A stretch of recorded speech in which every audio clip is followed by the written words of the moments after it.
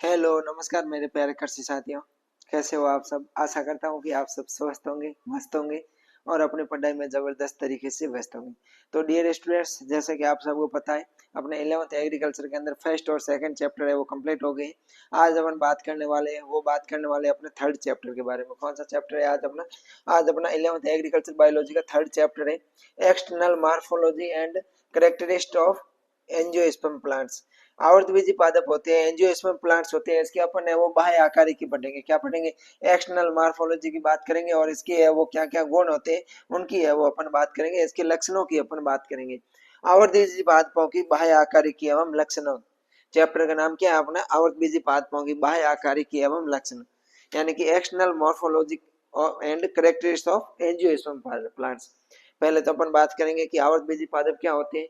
आवर्तबीजी पादपों के बाद में अपन देखेंगे इसके बाह्य लक्षण क्या है। जैसे बाह्य फूल हो गया, पत्ती हो गई, फ्लावर है, लीफ है, स्टेम है, तना है, या फिर रूट जड़ वगैरह है, इनकी है वो अपन ये संरचनाओं की बात करेंगे। इनके बाह्य आकार की देखेंगे। क्या देखेंगे? इनकी बाह्य आकार की बात करेंगे। उसके अलावा अपन है वो इसके लक्षणों की बात करेंगे। तो शुरू करते हैं अपने चैप्टर को। उससे पहले आप अगर यूट्यूब चैनल पर नए हो तो चैनल को सब्सक्राइब कर दीजिए और अपने दोस्तों के पास में इस चैनल को अधिक से अधिक शेयर कीजिए। मिल और अपना कमेंट है वो जरूर बताना कि आपको क्लास है वो कैसी लगी। अपन बात करते हैं थर्ड चैप्टर की। चैप्टर का नाम है external morphology and characteristics of angiosperm plants, यानी कि आवर्तबीजी पादपों के बाह्य आकार की और उनके लक्षणों की बात करेंगे। पहले बात करते हैं कि आवर्तबीजी पादप होते क्या है। आवर्तबीजी पादप ऐसे पादप होते हैं जिनका जो बीज के चारों ओर क्या अंडाशय एवं फल का आवरण पाया जाता है, उसको अपन आवर्तबीजी पादप कहते हैं। आवर्तबीजी पादप एक होते हैं एंजियोस्पर्म और एक होते हैं जिम्नोस्पर्म, आवर्तबीजी और अनावर्तबीजी। आवर्तबीजी पादप अपन उन पादपों को कहते हैं जिनके जो बीज होते हैं, बीज के चारों ओर क्या होता है? अंडाशय का आवरण होता है, या फिर क्या होता है बीज के चारों ओर फल है, बीज है वो चारों ओर से फलों से घिरा रहता है, उसको अपन क्या बोलेंगे? उसको अपन है वो क्या कहते हैं? फल से आवृत रहते हैं, फल से घिरे हुए रहते हैं, उनको अपन क्या बोलते हैं? एंजियोस्पर्म बोलते हैं। क्या बोलते हैं? एंजियोस्पर्म, या इसको अपन आवर्त बीजी। आवर्त यानी घिरे हुए रहते हैं, बीजी बीज से। बीज होते हैं वो क्या होते हैं? घिरे हुए रहते हैं। किससे घिरे रहते हैं? या तो अंडाशय से घिरे हुए रहेंगे, या फिर क्या से फल चारों ओर है वो फलों का आवरण पाया जाता है, यानी कि जिन फलों के अंदर होते हैं वो क्या होते हैं? बीज होते हैं, वो फलों से घिरे रहते हैं, उनको अपन एंजियोस्पर्म पादप कहते हैं। आवर्तबीजी पादप के भागों की बात करें तो एक तो होता है रूट या रेडिकल, जड़ होती है। जड़ होती है, जड़ का निर्माण भ्रूण के मूलांकुर से होता है। जो बीज होता है, बीज के अंदर भ्रूण होता है, एम्ब्रियो होता है, उस भ्रूण के मूलांकुर भाग से, भ्रूण के मूलांकुर भाग से किसका निर्माण होता है? भ्रूण के मूलांकुर भाग से वो बीज का निर्माण होता है। जड़ भूरण के मूलांकुर भाग से जड़ का निर्माण होता है। किससे निर्माण होता है? भूरण के मूलांकुर भाग से वो जड़ का निर्माण होता है। जड़ होती है वो धनात्मक गुरुत्वानुवर्ती होती है। धनात्मक गुरुत्वानुवर्ती की मतलब होती है कि जड़ होती है वो गुरुत्वानुवर्ती, यानी कि गुरुत्वाकर्षण बल की तरफ है वो क्या होती है? आकर्षित होती है। धनात्मक जलानुवर्ती होती है और ऋणात्मक प्रकाशानुवर्ती होती है। जड़ कैसी होती है? धनात्मक गुरुत्वानुवर्ती होती है, यानी कि गुरुत्वाकर्षण बल की तरफ है वो बढ़ेगी। धनात्मक जलानुवर्ती होती है, पृथ्वी के नीचे जल पाया जाता है, जल की तरफ बढ़ेगी। ऋणात्मक प्रकाशानुवर्ती, यानी कि प्रकाश की विपरीत दिशा में वो जड़ें गति करती है, ग्रोथ करती है, वृद्धि करती है। जड़ जल और खनिज लवणों का अवशोषण करने के साथ में पौधे को है वो आधार प्रदान करती है। जड़ होती है और जल और खनिज लवणों का है वो पृथ्वी से अवशोषण करती है। उसके अलावा पौधे को आधार प्रदान करने का कार्य भी क्या करती है? जल करती है। एंजियोस्पर्म पादप ऐसे पादप होते हैं जिनके बीज होते हैं वो फल भित्ति से क्या रहते हैं? आवृत रहते हैं। एंजियोस्पर्म पादपों की सबसे पहले अपन बात करें रूट की या जड़ की। तो रूट होती है, रूट का निर्माण भ्रूण के कौन से भाग से होता है? तो मूलांकुर। जो भ्रूण होती है, भ्रूण का जो मूलांकुर पार्ट होता है, रेडिकल पार्ट होता है, भ्रूण के एम्ब्रियो के मूलांकुर या रेडिकल से है वो किसका निर्माण होता है? अपने रूट का है वो निर्माण होता है। फिर आता है अपना स्टेम या तना। तने का निर्माण होता है वो परांकुर से होता है, भ्रूण के परांकुर भाग होता है, उस भ्रूण के परांकुर भाग से किसका निर्माण होता है? तने का निर्माण होता है। तना ऋणात्मक धना गुरुत्वानुवर्ती होता है। कैसा होता है? तना होता है वो गुरुत्वाकर्षण के विपरीत दिशा गति करता है। ऋणात्मक गुरुत्वानुवर्ती मतलब जो गुरुत्वाकर्षण बल होता है इसके विपरीत दिशा में है वो वृद्धि करता है तना। और धनात्मक प्रकाशानुवर्ती होता है, यानी कि प्रकाश होता है, प्रकाश की ओर गति करता है, वृद्धि करता है। बड़े पेड़ों के तने भूरे रंग के होते हैं और छोटे पौधों के तने हरे रंग के होते हैं। जो बड़े पेड़ होते सॉरी, उनके तने भूरे रंग के होते हैं, और छोटे पौधे होते हैं, छोटे पौधों के तने हरे रंग के होते हैं। और ये जो छोटे पौधों के तने होते हैं हरे रंग के, ये है वो प्रकाश संश्लेषण भी करती है। तना पेड़ को मजबूती प्रदान करता है। तना क्या करता है, पेड़ को मजबूती प्रदान करता है और सीधा खड़ा रहने में मदद करता है। तना शाखाओं, पत्तियों, फलों और फूलों को धारण करता है। तना होता है वो शाखाएं, ब्रांचेस, फूलों, पत्तियों, लीव्स, फूलों और फलों को है वो धारण करता है। इसके द्वारा है वो जड़ों का अवशोषित करता है। क्या करता है, जो जड़ों द्वारा अवशोषित जल और खनिज लवण है उनको ऊपरी भाग तक पहुंचाता है। तना क्या करता है, जड़ के द्वारा जो अवशोषित खनिज लवण होते हैं, जल होता है, उनको पत्तियों तक पहुंचाने का कार्य भी तना करता है। फिर अगला आता है अपना पत्तियां या लीफ। लीफ होती है हरे रंग की पतली और चपटी संरचना होती है। लीफ पत्तियां होती है जो हरे रंग की होती है, पतली और चपटी संरचना होती है। ये तने की पर्व संधि पर लगती है। तने की कौन सी संधि पर लगती है, तने की है वो पर्व संधि के ऊपर है पत्तियां लगती है। पत्तियां में हरित लवक पाया जाता है, हरित लवक और पर्णहरित पाया जाता है, जिनकी सहायता से प्रकाश संश्लेषण का कार्य करती है और भोजन बनाती है। पत्तियां होती है, पत्तियों के अंदर हरित लवक या पर्णहरित पाया जाता है, जिसके द्वारा प्रकाश संश्लेषण की क्रिया करके भोजन बनाती है। फिर अपन बात करते हैं फ्लावर या पुष्प की। पुष्प पादप का रंगीन आकर्षक भाग होता है और ये एक रूपांतरित पर्व है। पुष्प होता है, ये पादप का क्या होता है, रंगीन और आकर्षक भाग होता है, और ये क्या है, एक रूपांतरित पर्व है। पादप का अलैंगिक अंग, जो लैंगिक अंग होता है, क्या होता है, पुष्प होता है वो पादप का लैंगिक अंग होता है, सेक्सुअल ऑर्गन होता है। पुष्प के अंदर नर जननांग पुंकेसर और मादा जननांग स्त्री केसर पाए जाते हैं। पुष्प होता है वो आकर्षक भाग होता है, ये एक रूपांतरित पर्व होता है। पुष्प होता है वो पौधे का लैंगिक भाग होता है, और इस पौधे पुष्प के अंदर पुंकेसर और स्त्री केसर होते हैं। अब है आवर्तबीजी पादपों की आयु। अगर मैं बात करूं आयु के आधार पर बात करें तो आवर्तबीजी पादप है आयु के आधार पर तीन प्रकार के होते हैं, एक वर्षीय, द्विवर्षीय और बहुवर्षीय। एक वर्षीय प्लांट्स ऐसे प्लांट्स होते हैं जो एक ही वर्ष में अपनी कायिक वृद्धि और जननिक वृद्धि करते हैं, जैसे अपने एक वर्षीय फसलें वगैरह होगी। फिर होते हैं द्विवर्षीय। द्विवर्षीय पौधे ऐसे पौधे होते हैं जो एक वर्ष अपनी कायिक वृद्धि करते हैं और द्वितीय वर्ष है वो जननिक वृद्धि करते हैं। और बहुवर्षीय के अंदर ऐसे पौधे आते हैं वो कई वर्षों तक स्थायी रूप से लगे रहते हैं, जैसे पीपल, बरगद वगैरह। तो अपन एक वर्षीय या एनुअल्स प्लांट की बात करें तो ऐसे पौधे जिनकी आयु एक वर्ष या एक ऋतु में होती है उनको अपन एनुअल प्लांट कहते हैं।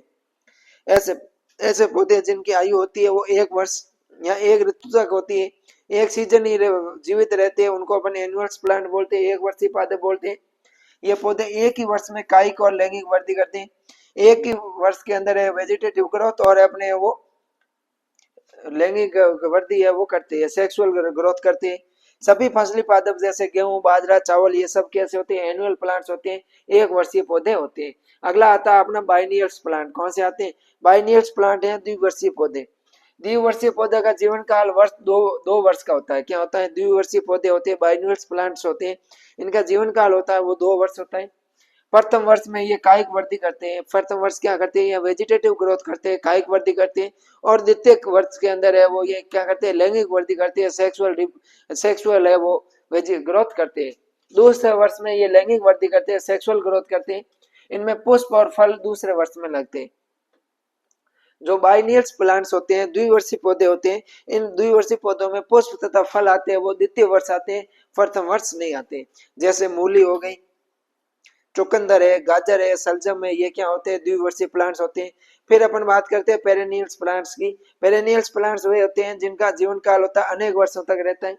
एक बार स्थापित होने के बाद में प्रत्येक वर्ष से वो फल और फूल देते हैं, जैसे नीम, बबूल, पीपल, बरगद आदि होते हैं, अपने क्या होते हैं, बहुवर्षीय होते हैं। तो अपने आयु के आधार पर एंजियोस्पर्म कितने प्रकार के होते हैं, 3 प्रकार के होते हैं, एक वर्षीय, द्विवर्षीय और बहुवर्षीय। एक वर्षीय पौधे वे पौधे होते हैं जो एक ही वर्ष या एक ही सीजन के अंदर, एक ही ऋतु के अंदर अपना जीवन काल पूरा कर लेते हैं। एक ही वर्ष में ये क्या करते हैं, अपनी वेजिटेटिव ग्रोथ करते हैं और अपनी सेक्सुअल ग्रोथ करते हैं। जैसे अपने जो फसली पौधे हैं, जैसे अपने बाजरा हो गया, गेहूं हो गया, जो ज्वार, ये हो गए। फिर आते हैं अपने बाइनियल्स प्लांट्स, द्विवर्षीय पौधे। द्विवर्षीय पौधे ऐसे पौधे होते हैं जो एक वर्ष अपनी वेजिटेटिव ग्रोथ करते हैं और सेकेंड वर्ष क्या करते हैं, अपनी रिप्रोडक्टिव ग्रोथ करते हैं, यानी कि अपने सेक्सुअल ग्रोथ करते हैं। प्रथम वर्ष क्या करेंगे, ये कायिक वृद्धि करेंगे, जैसे पौधे का आकार बढ़ेगा, तने की लंबाई बढ़ेगी, पत्तियों का आकार बढ़ेगा, ये होती है वृद्धि प्रथम वर्ष। द्वितीय वर्ष होती है वो होती है इनमें सेक्सुअल ग्रोथ होती है। सेक्सुअल ग्रोथ में क्या होता है, इनके जो तना होता है, तने के है वो फल और फूल है वगैरह बनना शुरू हो जाते हैं। द्विवर्षीय पौधों के अंदर जैसे अपने मूली हो गई, सलजम हो गया, प्याज हो गया, ये आते हैं, आलू का हो गया। फिर अपने आते हैं बहुवर्षीय पेरेनियल्स प्लांट्स, ऐसे पौधे जिनके वो कई वर्षों तक है वो बने रहते हैं। एक बार इनमें वो फल फूल आने लग जाते हैं तो प्रत्येक वर्ष से वो फल फूल आते हैं। ठीक है डियर्स, अब अपन इससे आगे अपने बात करते हैं। नो तो नेक्स्ट अपना टॉपिक है कि आवर्तबीजी पादपों की आवास प्रकृति, हैबिटेट नेचर्स ऑफ एंजियोस्पर्म। अगर मैं बात करूं आवर्तबीजी पादपों की हैबिटेट नेचर की बात करें, आवास प्रकृति की बात करें, तो आवास प्रकृति के आधार पर एंजियोस्पर्म 5 प्रकार के होते हैं। कितने प्रकार के होते हैं? 5 प्रकार के होते हैं। तो फर्स्ट अपना टाइप्स है वो है जीरोफाइट्स या मरुदभिद पादप। कौन से पौधे? मरुदभिद पादप या जीरोफाइट्स पादप। मरुदभिद पादप ये है वो हैबिटेट नेचर के आधार पर पादप 5 प्रकार के होते हैं। इसमें फर्स्ट अपन पढ़ रहे हैं वो कौन सा है? मरुदभिद या जीरोफाइट प्लांट्स। इसको अपन जीरोफाइट्स बोलते हैं। क्या बोलते हैं? Xerophytes plants. जीरोफाइट्स प्लांट्स ऐसे पादप होते हैं जो मरुस्थल के अंदर पाए जाते हैं, शुष्क वातावरण के अंदर पाए जाता है, जहाँ तापमान अधिक होता है और नमी कम होती है। ऐसे क्षेत्र जहाँ शुष्क क्षेत्र होते हैं, ऐसे पादप जो शुष्क क्षेत्रों के अंदर पाए जाते हैं, यहाँ मरुस्थल के अंदर पाए जाते हैं, जहाँ तापमान होता है वो अधिक होता है, नमी होती है वो कम होती है, उन क्षेत्रों के अंदर पाए जाने वाले पादप को अपन क्या बोलते हैं? जीरोफाइट्स बोलते हैं, मरुदभिद पादप कहते हैं। मरुदभिद पादप होते हैं ये शुष्क वातावरण के अंदर पाए जाते हैं। शुष्क मरुस्थलीय वातावरण में वर्षा जल की कमी होती है। शुष्क मरुस्थलीय वातावरण होता है, वहां वर्षा जल की कमी होती है। वातावरण में मृदा तथा नमी में भी क्या होती है? कमी होती है। शुष्क वातावरण में तापमान अधिक होने पर गर्म हवाएं चलती है। मई जून माह में गर्म हवाएं चलती है, जिनको अपन क्या बोलते हैं? लू कहते हैं। तो शुष्क वातावरण में तापमान अधिक होने की वजह से यहाँ गर्म हवाएं चलती है, लू चलती है, जिससे पौधों में वाष्पोत्सर्जन की दर हो जाती है वो क्या हो जाती है? बढ़ जाती है। ये जीरोफाइट्स पौधे होते हैं। ये पौधे जहाँ पर रहते हैं वहां पर शुष्क मौसम के अंदर गर्मियों में गर्म हवाएं चलती है, लू चलती है, जिससे पौधे की वाष्पोत्सर्जन दर बढ़ जाती है। वाष्पोत्सर्जन दर क्या होती है? पौधे के जो रंध्र अवकाश होते हैं, रंध्र अवकाश के द्वारा पौधे के रंध्र अवकाश से जल का वो वाष्प के रूप में उड़ना वाष्पोत्सर्जन कहलाता है। वाष्पोत्सर्जन की क्रिया से पौधे का जो आसपास का वातावरण होता है वो ठंडा होता है। वाष्पोत्सर्जन की दर को कम करने के लिए इनमें कई अनुकूल पाए जाते हैं। अगर मान लो वाष्पोत्सर्जन अधिक होगा तो पौधे के अंदर अपन को पता है कि जो अपने मरुस्थलीय पार्ट होते हैं, मरुस्थलीय भाग होते हैं, वहां पर नमी कम है, तो पौधे में जल की कमी हो जाएगी। इसलिए वाष्पोत्सर्जन को कम करने के लिए इनके अंदर अनुकूल पाया जाता है। जैसे इनकी जड़ विकसित होती है तथा जमीन की गहराई से वो जल प्राप्त करती है। कुछ पौधों की पत्तियां होती है वो स्तंभ, तने और शाखाओं में रूपांतरित हो जाती है, जैसे नागफनी, ग्वारपाठा, थोड़। इनकी जो नागफनी की पत्तियां होती है वो कांटों के अंदर रूपांतरित हो जाती है, ग्वारपाठा के अंदर तने में रूपांतरित हो जाती है, थोड़ कैक्टस में। अधिकतर में पत्तियां आकार में छोटी होती है। तना हरे रंग का होकर है वो प्रकाश संश्लेषण और जल संग्रहित करने का कार्य करता है। इन पौधों में तना होता है वो हरे रंग का होता है, जो प्रकाश संश्लेषण फोटोसिंथेसिस करता है और वाटर का स्टोरेज करता है, जल संग्रहित करने का कार्य करता है। जीरोफाइट प्लांट्स होते हैं, मरुदभिद पौधे होते हैं, इनके अंदर क्यूटिकल का आवरण पाया जाता है, जो इनका प्रमुख अनुकूलन होता है। तो ये हो गए अपने जीरोफाइट प्लांट्स। जीरोफाइट प्लांट के एग्जाम्पल की बात करें तो नागफनी, ग्वारपाठा, थोर, कैक्टस ये हो गए। अगले आते हैं अपने जलोदभिद या हाइड्रोफाइट्स। हाइड्रोफाइट या जलोदभिद पादप। जलोदभिद पादप होते हैं ये आदर्श क्षेत्रों के अंदर पाए जाते हैं। हाइड्रोफाइट्स या जलोदभिद, इनको अपन बोलते हैं हाइड्रोफाइट्स पादप। हाइड्रोफाइट्स जल में या आर्द्र वातावरण में पाए जाने वाले पौधों को अपन हाइड्रोफाइट्स पौधे कहते हैं। ऐसे पौधे तो जल के अंदर या आर्द्र वातावरण होते हैं, ह्यूमिड एरियाज के अंदर पाए जाते हैं। इनमें जल का अवशोषण शरीर की सामान्य सतह के द्वारा होता है। हाइड्रोफाइट्स प्लांट्स के अंदर जल का अवशोषण होता है वो शरीर की सामान्य सतह के द्वारा हो जाता है। इनमें अल्प विकसित मूल तंत्र पाई जाती है, तने भी है वो अल्प विकसित पाया जाता है, और सेवन तंत्र भी अल्प विकसित होता है, क्योंकि ये जल और खनिज लवणों का अवशोषण शरीर की सामान्य सतह के द्वारा करते हैं। तो जो हाइड्रोफाइट्स प्लांट्स होते हैं इनके अंदर है वो अल्प विकसित जड़ और अल्प विकसित तना पाया जाता है। इनके अंदर जो वेस्कुलर सिस्टम है, जो सेवन तंत्र है, यानी जाइलम और फाइलम फ्लोएम होते हैं, यह भी अल्प विकसित प्रकार के होते हैं, क्योंकि इनको जल है वो जड़ों के द्वारा नहीं, पौधों सामान्य सतह से ग्रहण करते हैं। इनमें पत्तियां, शाखाएं और तनों में वायु उत्तक पाए जाते हैं। जो जी हाइड्रोफाइट्स प्लांट्स होते हैं, जो जल के अंदर पौधे रहते हैं, इनके अंदर क्या पाया जाता है? वायु उत्तक पाया जाता है। वायु उत्तक पाया जाता है। वायु उत्तक का मतलब क्या होता है? इनके उत्तकों के अंदर वायु भरी रहती है, जिससे क्या होती है, वायु उत्तक इनको है वो वजन में क्या करते हैं? हल्का बनाते हैं। हाइड्रोफाइट्स प्लांट को वायु उत्तक होते हैं, वो क्या करते हैं? वजन में हल्का बनाते हैं, जिससे ये क्या होते हैं? जल पे आसानी से तैर सकते हैं। पौधे के विभिन्न भागों पर सलेस्मा का आवरण पाया जाता है। जो हाइड्रोफाइट्स प्लांट्स होते हैं, जो ये अपने जलोद्भिद पादप होते हैं, इनके ऊपर क्या पाया जाता है? सलेस्मा का आवरण पाया जाता है। किसका आवरण पाया जाता है? सलेस्मा का आवरण पाया जाता है, जो पौधों को जल से बचाते हैं। कैसे बचाते हैं? जो है इनकी जल से रक्षा करते हैं। इनका तना पतला और बेलनाकार होता है। हाइड्रोफाइट्स प्लांट्स का तना होता है पतला और बेलनाकार होता है। इनकी पत्तियां कोमल, स्पंजी और फीते के समान कटी पतली होती है। इनकी जो लीव्स होती है, पत्तियां होती है, वो पतली होती है, स्पंजी होती है, फीते के समान पतली होती है और कटी पट्टी होती है।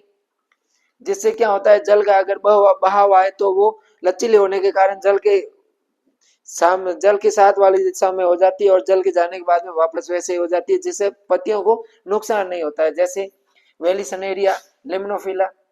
कमल जैसे उभयचर पादपों में पर्ण फलक बड़ा और चपटा होता है। अपन को पता है जो कमल पुष्प है, कमल पुष्प होता है, ये उभयचर होता है, यानी कि ये धरती पर और कीचड़ में और पानी में दोनों पर रह सकता है। तो इनका पर्ण फलक होगा बड़ा और चपटा होगा। कुछ जलीय पौधों जैसे सेजिटेरियम में अलग अलग आकार की पत्तियां पाई जाती है। ये इनमें जिसको विषमत पर्णता कहते हैं। तो ये हो गया इनके अपने हाइड्रोफाइट्स प्लांट की विशेषताएं। अगले अपने पादप आते हैं मीजोफाइट या समोद्भेद पादप। कौन से आते हैं? Mesophytes plants. मीजोफाइट्स प्लांट सामान्यतः ताप एवं सामान्य नमी वाली जगहों स्थानों पर पाए जाते हैं। मीजोफाइट्स या समोद्भेद क्या होता है? जहां पर सामान्य ताप होता है और क्या होती है? सामान्य नमी। सामान्य ताप और सामान्य नमी वाली जगह पर पाई जाती है। ये मरुद्भिद और जलोद्भिद पौधों के बीच की श्रेणी होती है। जो मरुद्भिद होती है, जहां पर तापमान होता है वो उच्च होता है, नमी होती है वो कम होती है। और जो जलोद्भिद पादप होते हैं, जहां पर नमी अधिक होती है, इनके बीच की स्थिति होती है अपने समोद्भिद। इनमें तना लंबा, मजबूत और शाखित होता है।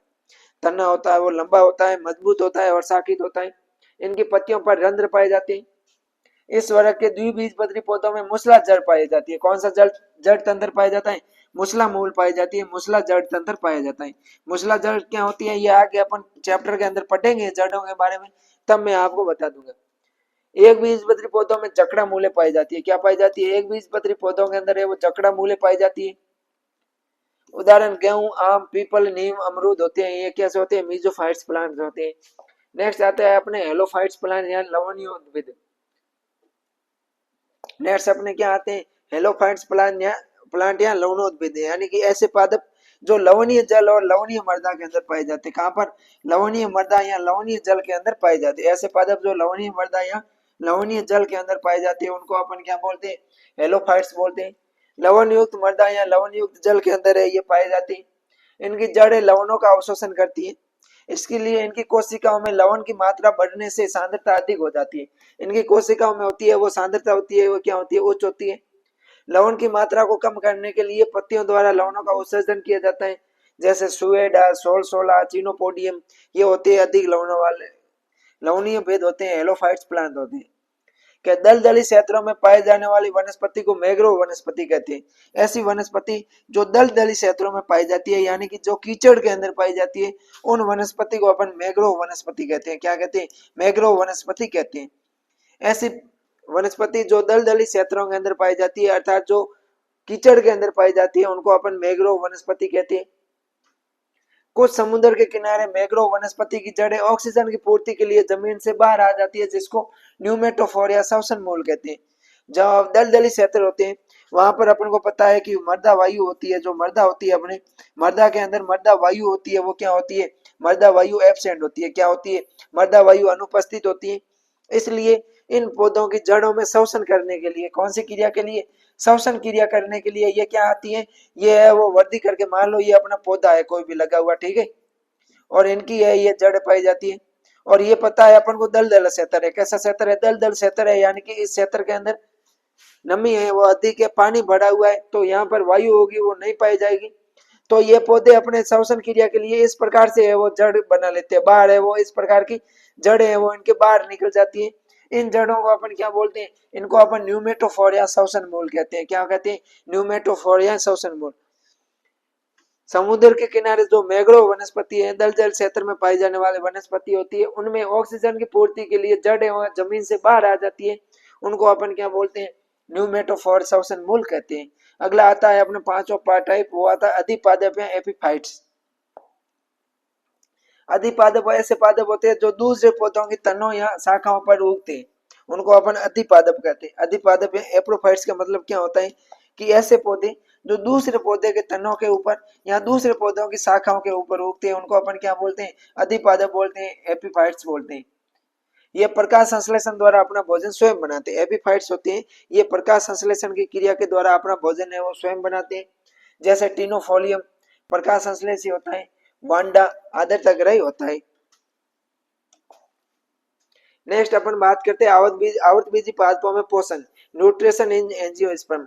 कि आवर्तबीजी पादप होते हैं वो पोषण किस प्रकार से करते हैं, उन पोषण की अपन है वो बात करने वाले हैं।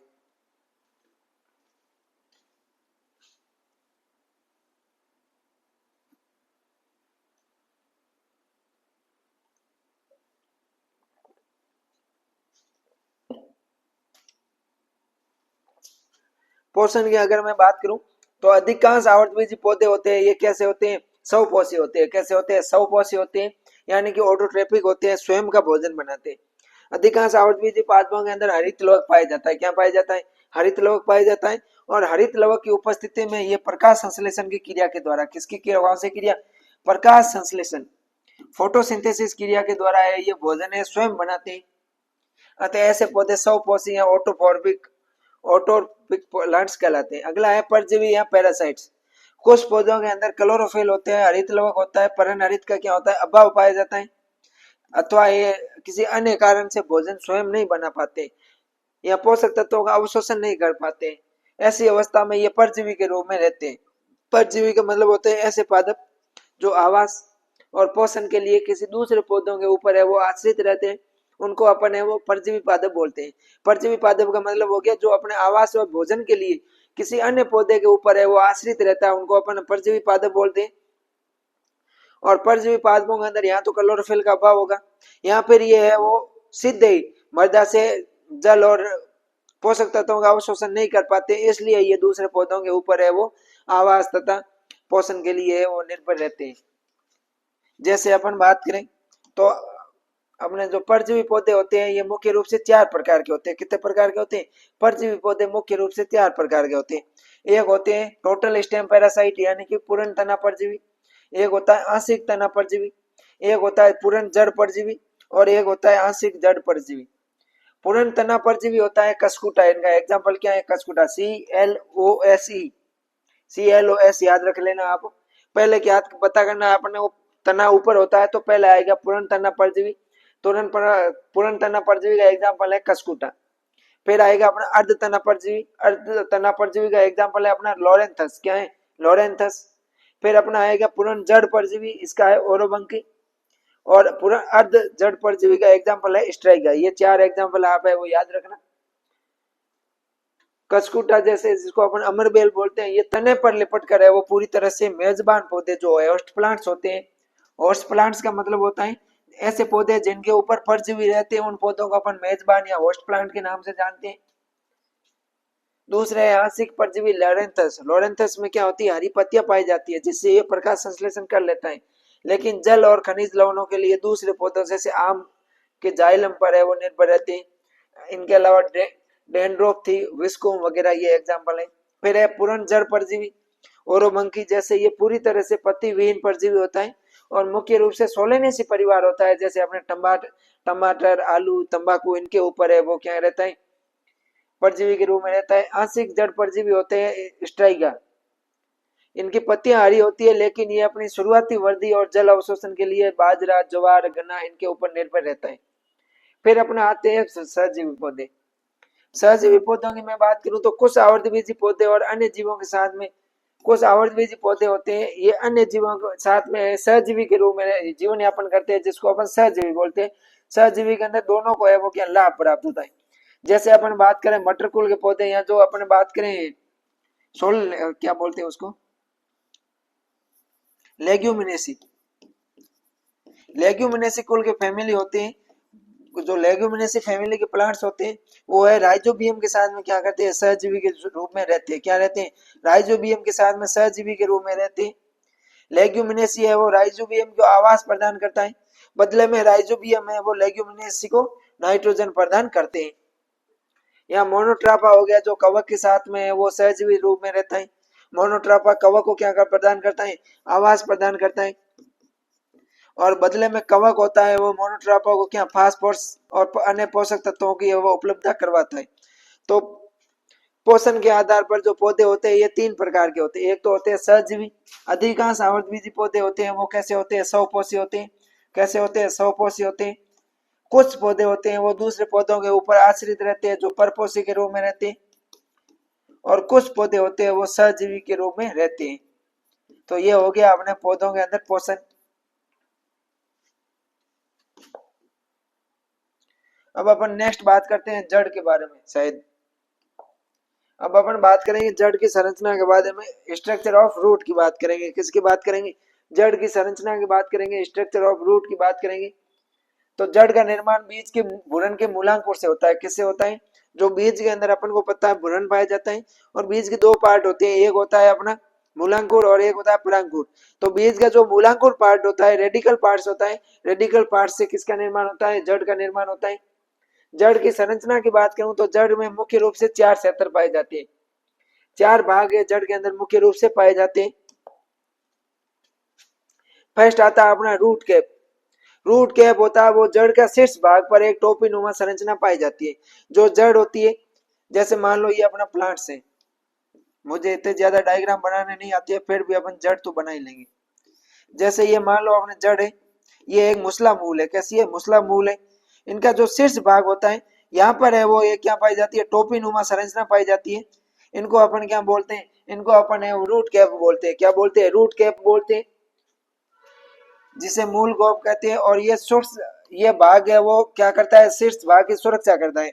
जब शीर्ष भाग है वो मृदा के अंदर आगे ग्रोथ करेगा, तो आगे ग्रोथ करने पर इसकी जो रक्षा है वो शीर्ष भाग ही कौन करता है, रूट कैप करता है।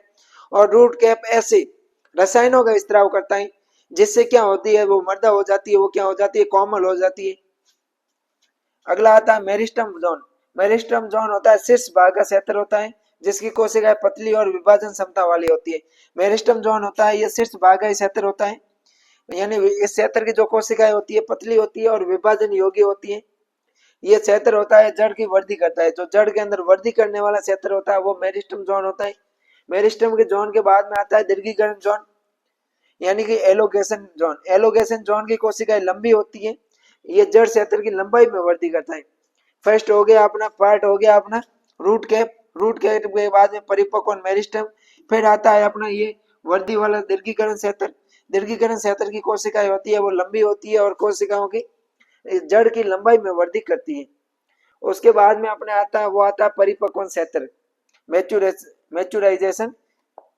जो मैच्योराइजेशन जोन होता है ये दीर्घीकरण क्षेत्र के ऊपर का भाग होता है। इनकी कोशिकाएं पतली परिपक्व होती है। कोशिकाएं कैसी होती है, परिपक्व होती है। इस क्षेत्र पर एक कोशिकीय मूल रोम पाए जाते हैं जो मृदा से जल और खनिज लवणों का अवशोषण करती है। इनकी कोशिकाएं होती है वो परिपक्व होती है। कोशिका पर है वो एक कोशिकीय मूल रोम पाई जाती है जो क्या करती है, मृदा से जल और खनिज लवणों को क्या करती है, अवशोषण करती है। ये आप देख सकते हो यहाँ पर, अगर आपको चित्र स्पष्ट दिख जाए तो मैं यहाँ बना लेता हूँ। ये होता है अपना जड़ क्षेत्र। क्या होता है, जड़ क्षेत्र होता है। तो ये जो अपना क्षेत्र होता है, ये क्षेत्र तो हो गया अपना जो ये सबसे पार्ट वाला, जो सबसे अंतिम पार्ट होता है ये होता है अपने रूट कैप। रूट कैप के पास वाला होता है मेरिस्टम क्षेत्र विभुजता की, उसके पास वाला होता है दीर्घीकरण क्षेत्र, और ये होता है वो स्थायी क्षेत्र हो जाता है इसके पास वाला, जो जिसके अंदर वृद्धि नहीं पाई जाती है। मैच्योराइजेशन जोन आ जाता है, परिपक्व जोन आ जाता है। तो ये हो गई अपने इसकी संरचना। अब अपन बात करते हैं जड़ों के प्रकार की बात करेंगे। जड़ों के प्रकार, जो जड़ होती है वो मुख्य रूप से 2 प्रकार की होती है। फर्स्ट अपन बात करते हैं टैप रूट की, मूसला जड़ की। मूसला जड़ होती है इस प्रकार के, जो जड़ होती है भ्रूण के मूलांकुर से निकलती है। मूसला जड़ होती है वो कहाँ से निकलती है? भ्रूण के मूलांकुर से निकलती है। इनकी एक मोटी प्राथमिक जड़ होती है और उससे द्वितीयक जड़ और उससे तृतीयक जड़ निकलती है। ये जड़ हो गई जो मूसला जड़ होती है वो भ्रूण के मूलांकुर से निकलती है। इसकी ये मुख्य जड़ हो गई, ये प्राथमिक जड़ होती है। इसकी जो सहायक जड़ होती है उनको अपन द्वितीयक जड़ें बोलते हैं। उनकी जो सहायक जड़ें होती है उनको अपन तृतीयक जड़ें बोलते हैं। ये जड़ें द्विबीजपत्री पादपों में पाई जाती है, जैसे मूंग, मोठ, चना, मटर के अंदर। जो टैप रूट होती है अपने द्विबीजपत्री पादपों में पाई जाती है। फिर आती है अपने अपस्थानिक जड़ें। अपस्थानिक जड़ें होती है वो एडवेंटेशियस रूट होती है। ये जड़ें जड़ के मूलांकुर जो भ्रूण होता है मूलांकुर के अलावा किसी अन्य भाग से निकलती है। जब अपस्थानिक जड़ें होती है वो मूलांकुर से किसी अन्य भाग से निकलती है, मूलांकुर के अलावा कोई अन्य भाग जैसे तना जड़ वगैरह होती है उनसे ये निकलती है। अगर मैं बात करूं अपस्थानिक मूल की, तो अपस्थानिक मूल का फर्स्ट टाइप है वो है अपने रेशेदार या फाइब्रस रूट। फाइब्रस रूट होती है इस प्रकार की जड़ें तने के आधार भाग से निकलती है। जो रेशेदार जड़ें होती है ये तने के आधार भाग से निकलती है और पतले रेशों के रूप में कार्य करती है। जैसे बाजरा, मक्का, ज्वार के अंदर जो जड़ें पाई जाती है ये फाइब्रस रूट होती है। फिर होती है अपनी कायिक जड़ें, जैसे गुलाब, गुड़हल, गन्ना और इनके पौधों की जो जड़ें होती है वो पर्व संधियों से निकलती है। इनको अपन क्या बोलते हैं? कायिक जड़ें बोलते हैं। अब अपन बात करते हैं जड़ों के रूपांतरण की। किसकी बात करेंगे? मॉडिफिकेशन ऑफ रूपांतरण, मॉडिफिकेशन ऑफ रूट, सॉरी, जड़ों का रूपांतरण। मूसला जड़ें और अपस्थानिक जड़ें होती हैं उनके अंदर विभिन्न कार्यों के लिए ये रूपांतरित हो जाती है। जैसे खाद्य संग्रह के लिए कोई जड़ें होती है वो खाद्य संग्रह के लिए रूपांतरित हो जाती है। कोई जड़ें आधार प्रदान करने के लिए, मैकेनिकल सपोर्ट प्रदान करने के लिए रूपांतरित हो जाती है। कुछ जड़ें होती है वो जैव कार्य करने के लिए, जैसे स्पेशल फिजियोलॉजिकल फंक्शन करने के लिए रूपांतरित हो जाती है। तो अपन पहले बात करेंगे कि जो टैप रूट होती है, मूसला जड़ें होती है वो भोजन संग्रह की करने के उद्देश्य से जो रूपांतरित होती है उनकी बात करेंगे। खाद्य पदार्थों को कुछ मूसला जड़ें होती है अपने अंदर खाद्य पदार्थों का संग्रहण करके मोटी हो जाती है, जैसे तरकुरूपी या फ्यूजिफॉर्म जड़ें होती हैं। इस प्रकार की जड़ें होती है उनका आधार भाग से क्या होती है? पतली होती है। इस प्रकार की जड़ें होती है जो आधार भाग से पतली होती है, मध्य से थोड़ी मोटी होती है और शीर्ष भाग में पतली होती है। जैसे मूली होती है, इनके अंदर तरकु रूपी जड़ें पाई जाती है। ये भोजन संग्रह, जड़ का एक भोजन संग्रह के आधार पर रूपांतरित हो जाती है। मूली होती है, मूली के अंदर जड़ें पाई जाती है वो फ्यूजिफॉर्म पाई जाती है, क्योंकि इनका आधार भाग होता है वो कैसे होता है? पतला होता है। फिर बीच में से ये मध्य भाग से मोटी होती है और अंत में सिरा होता है। जो शीर्ष भाग होता है वो वापस पतला हो जाता है। नेक्स्ट है अपने शंकु रूपी या कॉनिकल रूप। कॉनिकल फॉर्म की जो जड़ पाई जाती है ये गाजर के अंदर पाई जाती है। ये आधार भाग से चौड़ी होती है और शीर्ष भाग से पतली होती है। नेपी फॉर्म या कुंभी रूपी होती है, ये सलजम के अंदर पाई जाती है। ये जड़ें आधार भाग से अधिक चौड़ी और शीर्ष भाग से पतली और नुकीली होती है। ट्यूबरस की मैं बात करूं तो कंदील जड़ें, इनमें अनियमित आकार की वृद्धि होती है, जैसे मिरामिलस जलापा के अंदर पाई जाती है। अब अपन बात करते हैं अपस्थानिक मूलों के रूपांतरण की। अपस्थानिक मूल के रूपांतरण में फर्स्ट आती है अपने ट्यूबरस अपस्थानिक रूल या एडवांटेजियस रूट। जो कंदील अपस्थानिक रूट होती है, ट्यूबरस रूट्स होती है, ये शकरकंद के अंदर पाई जाती है। इन खाद्य पदार्थों को इकट्ठा कर अनियमित आकार की हो जाती है, जिनमें गुच्छों में नहीं होती है ये। फिर अपन बात करते हैं पुलकित मूल की, फ्यूजिकुलेटेड रूट की मैं बात करूं तो ये जड़ें गुच्छों में होती है और इनका आकार अनियमित होता है। जैसे डहेलिया, सतावड़ी के अंदर पुलकित रूट्स पाई जाती है, फ्यूजिकुलेट्स रूट पाई जाती है। ग्रंथिल रूट्स की बात करें, ये आपको एग्जांपल है वो याद रखने पड़ेंगे कि ग्रंथिल रूट्स होती है जो न्यूडल्स रूट होती है, इनका एग्जांपल क्या है? कुरकुमा और अमाडा होता है। कुरकुमा होती है जो हल्दी होती है, कुरकुमा लौंगा, हल्दी को बोलते हैं। किसको बोलते हैं? हल्दी को बोलते हैं। अंतिम शीर्ष भाग है वो फूल कर मोटा हो जाता है। फिर है मोनिलिफॉर्म, मणिकाकार जो रूट्स होती है, इनके जड़ों में मोटे और पतले भाग एकांतर रूप में पाए जाते हैं, जैसे बास या मोमोर्डिका। वलयाकार या छलेदार रूट्स होती है जो एनुलेटेड रूट्स होती है। ऐसी जड़ों में अनेक गोलाकार के भाग होते हैं, वो भोजन को एकत्रित करके आपस में जुड़ जाते हैं, जैसे आईपिका वगैरह में। अन्य अगर रूट्स के अपन रूपांतरण की बात करें तो कुछ पौधों के अंदर श्वसन मूल पाई जाती है, अपन ने बात की थी पहले। जो जलीय जड़ होती है, जलीय पादपों में पाई जाती है। इनमें वायु उत्तक होता है और इसमें वायु भरी रहती है। ये वायु पौधों से श्वसन के काम में आती है। श्वसन मूल होती है राइजोफोरा या सोनेरेशिया के अंदर पाई जाती है। कुछ मूल होती है पौधों के अंदर चुस्कांग वगैरह होती है, वेजिटेरियल प्रकार की होती है। इस प्रकार की जो मूल्य पाई जाती है वो परजीवी पादपों के अंदर पाई जाती है। किस प्रकार, कौन से पादपों के अंदर? परजीवी पादपों के अंदर पाई जाती है। और जो परपोषी पेड़ों के सेवन उत्तकों में प्रवेश करती है, होस्ट प्लांट्स के सेवन उत्तकों में प्रवेश करके वहां से पोषक तत्वों का अवशोषण करती है, जैसे अमरबेल, कसकुटा और स्ट्राइगा।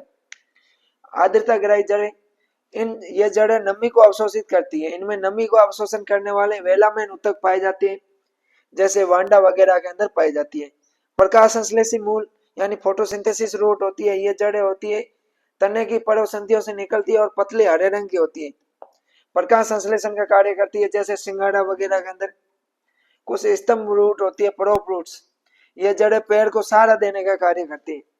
कुछ पेड़ होते हैं जब अधिक आयु के हो जाते हैं और उनकी सामान्य जड़ें पौधों को वो सीधा खड़ा नहीं रख पाती है, तो उन शाखाओं से लंबी और मजबूत जड़ें निकलकर जमीन में प्रवेश करती है, जैसे बरगद के अंदर है वो प्रोप रूट्स पाई जाती है। अब स्तंभ रूट या स्टील रूट्स की मैं बात करूं, स्टील रूट्स होती है, ये एक बीजपत्री पौधों के तने का जो निचला पर्वसंधि होती है उससे निकलती है और जमीन में प्रवेश करके पौधे को है वो अतिरिक्त सहारा प्रदान करती है। ज्वार, बाजरा, मक्का के अंदर पाई जाती है। फॉलियर रूट्स होती है, कुछ पौधों की पत्तियां भोजन को एकत्रित करके मोटी हो जाती है। परण फलक कोर से परण कलिकाएं निकलती है जो कायिक जनन का कार्य करती है, जैसे पत्थर चट्टा वगैरह में है वो ये अपने फोलियर रूट्स पाई जाती है। जब परण कलिकाएं टूटकर जमीन पर गिरती है तो इससे वो नई अपस्थानिक जड़ें निकलती है। नेक्स्ट है अपना क्लाइंबिंग रूट्स या आरोही जड़ें। ये जड़ें आरोहण में मदद करती है। किस में मदद करती है? आरोहण के अंदर मदद करती है। दुर्बल तने वाले पौधों में ऐसी जड़ें पाई जाती है। जो अपने लता वाले होते हैं, बेल पौधे होते हैं, बेलों के अंदर है वो क्लाइंबिंग रूट्स पाई जाती है। ये किसी बड़े पेड़ या आधार भाग से वो चिपकने में मदद करती है, जैसे काली मिर्च पान के अंदर पाई जाती है।